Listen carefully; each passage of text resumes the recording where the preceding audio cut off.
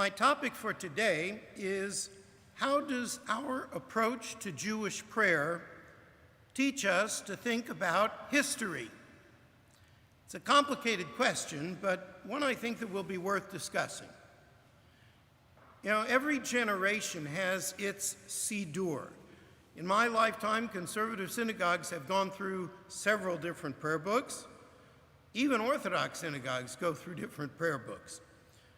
We often like to think that we are saying the exact same words as our ancestors said thousands of years ago, and in some cases that is true, but really the truth is that over the centuries the Siddur has been very fluid. Certain things did not change. The basic structure, the Shema, and the themes of the brachot before and after the Shema, the brachot in the Amidah, the themes of those brachot, those did not change. And if you examine a traditional Ashkenazi Siddur, a traditional Sephardi Siddur, and even the more unusual Siddur of Nusach Ari, you will see variations in wording here and there, but the structure, the themes, and the order in which they appear are all the same. Only Reform and Reconstructionist synagogues have ever accepted changes in the structure of the Siddur, such as the elimination of the Musaf Hamidah. It is a pretty safe bet that if you travel to a different city on vacation, not this year, I know, but most years, if you pick a conservative synagogue to attend on Shabbat morning, it will include the Musaf service and all of the blessings in the same order as they appear here. On Shabbat morning in a conservative synagogue, there will likely be 7 aliyot to the Torah, plus the Maftar aliyah, but not necessarily in the synagogues of the more liberal movements. If you pay attention, you can always tell whether a synagogue is conservative. So I want to offer 2 examples of prayers which were changed or removed from our Siddur, and even those who disagree with those changes should understand why they were made. The first one comes before the beginning of the sanctuary service, but many of you who come to the chapel service will be familiar with it. There are blessings with which we begin the day, known as Birkot HaShachar, the morning blessings. I recently learned, thanks to Michael Lewis, that Rabbi Malev eliminated those prayers from the sanctuary service in 1953, saying that those who wanted to recite them could do so at home. I think they are wonderful prayers that teach us a lot about how much we have for which to be grateful, even in these pandemic days. So I recite them every morning, and I believe it is a practice that should be continued. The traditional Siddur includes these brachot, and there are 3 brachot worded in the negative in most Orthodox Siddurim. One of them says, "Praised are you, God, who has not made me a non-Jew." Another says, "Praised are you, God, who has not made me a slave." And the third says, "Praised are you, God, Shalo Asani Isha, who has not made me a woman." Of course, if you are a woman, you don't say that. Not sure how someone like Caitlyn Jenner would deal with this. You know, sexual identity is a little more fluid than it used to be. But the traditional practice is for women to recite a different bracha. "Blessed are you, God, who has made me according to his will." Now, it's long been held that the original reason for these negative brachot was not to express superiority, not for Jew over non-Jew or for men over women, but rather the idea was that men had more mitzvot to fulfill than women, and Jews had more mitzvot than non-Jews. Free people obviously could do more than slaves. And you should be glad you can do more mitzvot. We also know, however, that these blessings could easily have been put in a positive form. And so, in the conservative Siddur, that is how they are framed. If you look there on page 103 in Siddur Lev Shalem, you'll see these brachot are all put in the positive. Praised is God, Sha'asani b'tzalmo, who has made me in God's image. That's a bracha that anyone could say. Praised is God, Sha'asani ben chorin, or the feminine bat chorin, who has made me free. Praised is God, Sha'asani Yisrael, who has made me a Jew. Now, why did we make this change? Because the original form of the brachot was widely considered offensive. And if it is offensive to women, it doesn't need to be here. After all, for the sake of peace between men and women, according to the Talmud, even God modified a statement in the Torah. We learn from the sage Bar Kapara that peace is so great that God brought about peace between Abraham and Sarah. When Sarah says, "My husband is too old for us to have a child," God does not quote her words, but tells him, she said, "I'm too old to have a child." So if God could change a statement that would offend Abraham, the Siddur can change a bracha that surely insults many Sarahs. Now, I will not go into why the Orthodox world has not changed this text or other problematic issues. The point is twofold. Number one, we have addressed those issues, and had we not, we would have been open to criticism, and properly so. And number two, we have the right to address these issues. We are not bound to the text of the Siddur as it existed in previous ages. We don't make changes lightly. But when an issue of human dignity is involved, as it is here, we have more than enough reason to do so. Second example of change. In the traditional Amidah, when we read about restoring worship to Jerusalem, not that there isn't plenty of worship in Jerusalem today, the Siddur includes the words Ve'ishei Yisrael, a prayer for the restoration of the fire offerings of Israel, which literally is a prayer to restore sacrifices at the temple. And you can, if you wish, interpret that differently, but I think that requires more creativity than I usually have when davening. But this phrase was taken out of conservative Siddurim, not only in our version of, Siddur Lev Shalem, but in earlier versions of the Siddur, going back to the 1946 Sabbath and Festival Prayer Book. Furthermore, the Musaf service is very much a recollection of the sacrifices. The traditional version of the Amidah includes a direct prayer for the restoration of those sacrifices in the future. It says, Na'aseh v'nakriv. We will do it. We will bring offerings. Well, in the conservative Siddur, again in the 1946 edition, that was changed to a statement of what was done, put into the past tense. So our Siddur, instead of Na'aseh v'nakriv, says, Asu v'hikrivu, that we did bring offerings. By the way, the traditional text, even though it's not in our Siddur, remains an acceptable alternative in our chapel.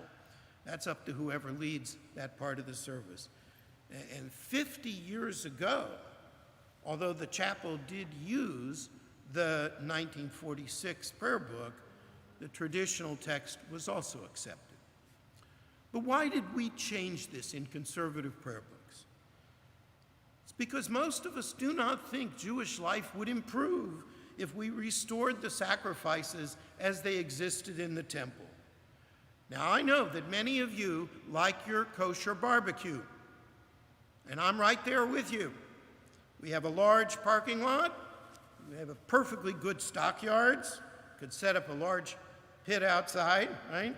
Rabbi Strauss is a Kohen, and with a small bit of retraining, I'm sure he could perform the sacrifices. I'm sure Maurice Lipp would be, and other Kohanim in the congregation would be happy to assist. Gary Swartz will fire up the pit to, help us get all of that cooking done. And God would once again enjoy the reach nichoach, the sweet savor of the beef, as the scent ascends to the heavens. While we Texans can dream of relocating the temple, I don't think most Jews would go along with that. Even though we enjoy our barbecue, we do not want to go back to animal sacrifices as a form of worship. And Jews understood that long ago. Maimonides, even in his Guide for the Perplexed, taught that although in past times Jews had offered sacrifices as a means of approaching and drawing closer to God, that by doing so they sensed God's presence. He said it was never intended to be a permanent feature of Jewish life. Maimonides believed that sacrifices were included not because God needed them or because they were the ideal, but because the Jews would have turned to idolatrous worship without them. By having sacrifices and limiting them to one particular place, the memory of idolatry was erased. Sacrifices were a temporary accommodation to Jews of an earlier time, but Maimonides, even in the 12th century, would not have wanted them to be restored.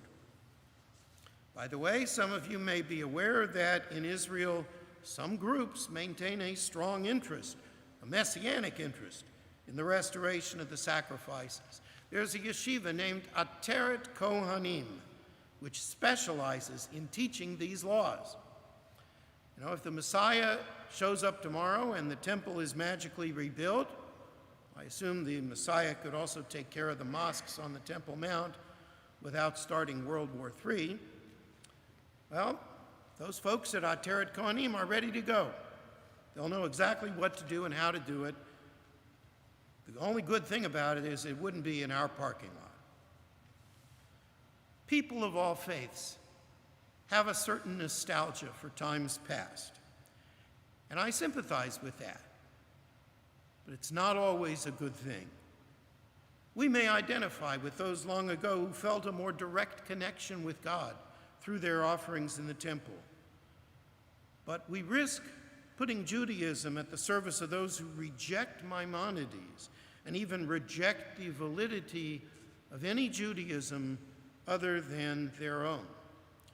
My friend Rabbi Jack Moline suggests that this kind of a nostalgia is similar to that of the passion among some Muslims for a return to a caliphate. Lahavdil, there's a difference, but I think he may be right.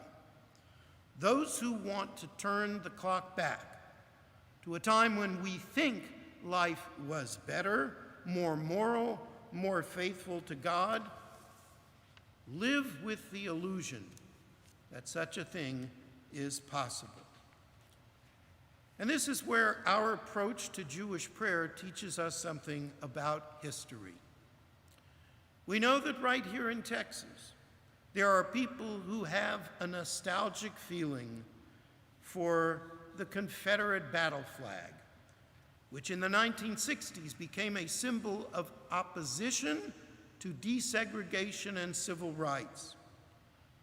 Some people think that it harkens back to an era of elegance, to simpler times. Of course, those simplest times also happen to be racist times. Those who sang "In Dixieland, I'll take my stand" were not inviting black people to stand together with them as equals.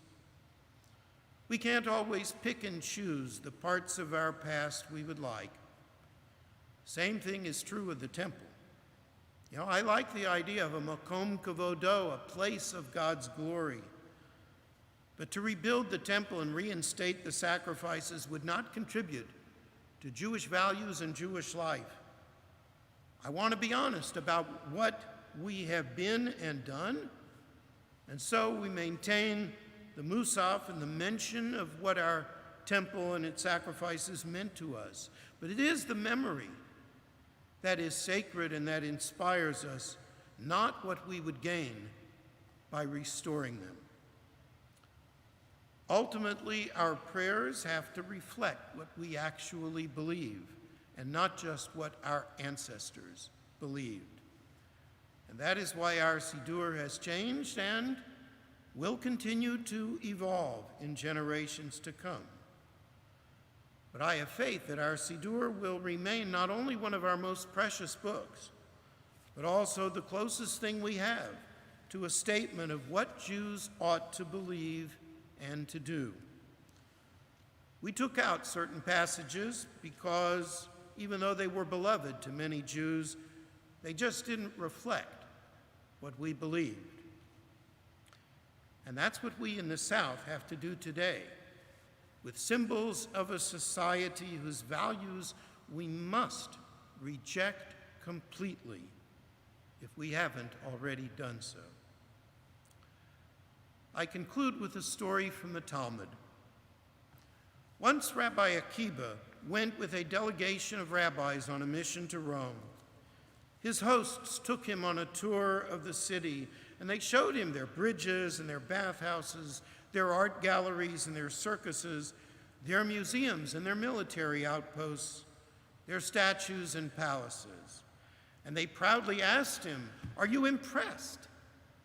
And Akiba answered, "No." They were shocked. And he explained, "When we were walking in the square, we saw a splendid statue of the emperor. And as we went by, it began to rain. I saw the slaves who were guarding this statue take velvet robes and cover it so that it would not get wet. And I saw that these same slaves who covered this statue with velvet robes were themselves wearing rags. I am not impressed with Rome, for a city in which statues wear robes and human beings wear rags cannot long endure." Well, at least our statues don't wear robes anymore. But we do have far too many people in our country without food, without proper clothing, without the means to better the lives of their children. Are we more concerned about statues or about the dignity of human beings? Shabbat Shalom.